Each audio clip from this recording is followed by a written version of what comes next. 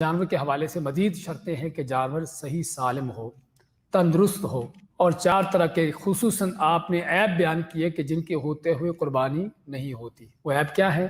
کانا نہ ہو کہ جس کا کانا پن واضح ہو، لنگڑا نہ ہو کہ جس کا لنگڑا پن واضح ہو، لاغر نہ ہو، کمزور نہ ہو کہ جس کی ہڈی میں مخ نہ ہو، اور بیمار نہ ہو کہ جو چل نہ سکتا ہو، یعنی بریوڑ کے ساتھ چلنے کے قابل نہ ہو۔ اس کے علاوہ سینگ ٹوٹا ہو یا کان کٹا ہو، اس طرح کی چیزیں ہیں۔ ہاں، یہ وہ چیزیں ہیں کہ جس سے یہ ہے کہ قربانی تو ہو جاتی ہے، لیکن بہتر افضل ہے کہ اس طرح کی چیزیں نہ ہوں۔ بہتر افضل یہ ہے کہ جانور صحیح سالم ہو، سینگ بھی اس کے پورے مکمل برابر ہوں، صحیح ہوں، کان وغیرہ نہ کٹے ہوں۔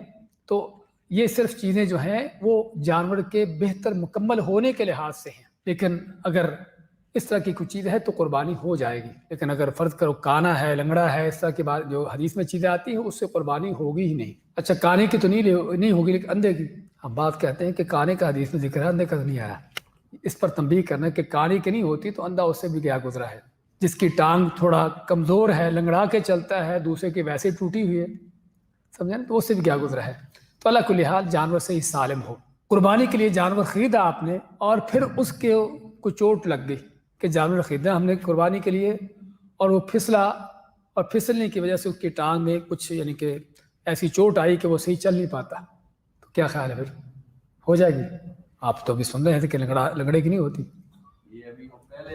ہاں، پہلے خریدنے سے پہلے آپ کو دیکھنا ہوگا کہ اس وقت اس میں کوئی عیب نہ ہو، کانا لنگڑا نہ ہو، کمزور نہ ہو۔ یہ خریدنے سے پہلے کی بات ہے۔ خرید لیا آپ نے، صحیح سلامت خرید لیا، اس کے بعد کو اس کے اندر کوئی کمزوری کمی پیدا ہو گئی، ہاں یہ چیز جو ہے جائز ہے۔ صحابہ کرام کے زمانے میں اس طرح کی چیز واقع ایسا ہوا کہ جانور خریدنے کے بعد اس کو یعنی کہ چوٹ لگ گئی، کوئی ایسا معاملہ ہوا تو صحابہ نے فتویٰ دیا اس کے جائز ہونے کا۔